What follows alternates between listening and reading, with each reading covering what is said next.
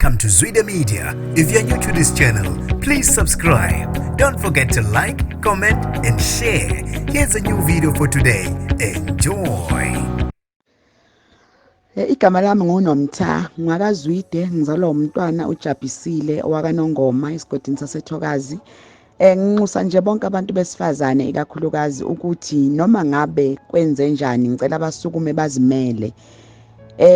Bengifunde UJ, ngiphasile, bekunzima empilweni, ngizenzela mina yonke into i-school fees at the same time futhi nginabantwana. So ngiqedile ke this year, ngina 38 years, ngaqeda isikole ngiyifundisa mina. Isikole asikhulelwa because nami ngikwazile ukuqeda ngineminyaka ewu38 ngizifundisa mina. Kuyo yonke leminyaka ngifunda, ayikho indoda eke yaba nesandla emfundweni yami, ngizifundisile mina. Akudingi ukuthi uze ube nomuntu wesilisa ukuze uzenzele izinto. Ngifundile mina ngaqeda iminyaka ewu3 kahle kahle kumele ngabe ngiqede last year, kodwa ngaba neyinkinga last year, inkinga ezimayelana nothando, ngaphuma othandweni, sengidrophile esikoleni. Ngavuka this year ngavuka ngayithatha, ngiphasileke. Ngicela bonke abantu besifazane bafunda ukuyimela ukuze izophela lento okuthiwa ukuhlukunyezwa kwabantu besifazane, ngoba sisuke sithembele emadodeni bese sihlukumezeka mhlawumbe amadoda egcina ethatha imphefumulo yethu. So ngiyacela ukuthi kulo lonke lelizwe leli lase South Africa, bantu besifazane sokuma nithathe nifunde isikole nikwazi ukuyimela, ngoba ngelinye ilanga lo muntu othembele kuyena uyondlula emhlabeni, which means wena uyohamba ubaqeda uzufika ePitori ufike kuwo wonke ama province ngendaba yokuthi awukwazi ukuyimela.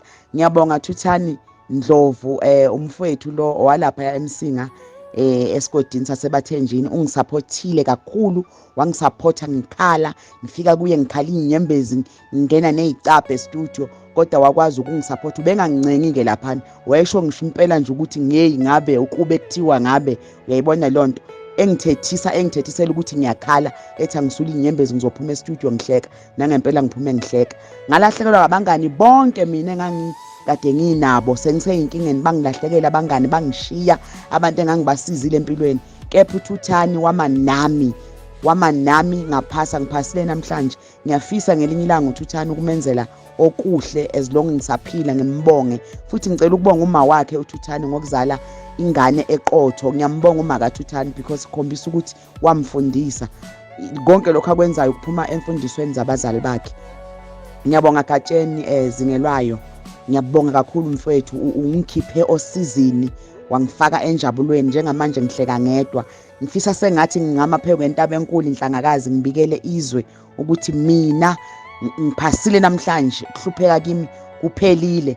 Ngisazoqhubeka ngifunde ngoze ngiyithole idoctorate, ngisazoqhubeka, ngizoresta next year 2023 ngiyafunda. Ngiyacela Thuthani Ndlovu ungadinwa yimina, ngiyacela njiniyela ungisupporte until kuze kufike usuku lami lokugcina. Sengikuthatha njengobaba wami, thatha njengomfowethu, angisisi isihlobo nawe mina, kepha okwenze kimi ngiyokukhohlwa angazi ngoba ngumuntu mhlambe ngiyokhohlwa, kepha ngicela ukuthi uJehova akubusise namadlozi akini akubusise, konke uphumelele kukho, umsebenzi wakho ume njalo, ubasize nabanye, ungagcini kimi lokho kwenzile. Ngiyabonga kakhulu Boya Benyathi Zingelwayo, ngiyabonga, uJehova akubusise.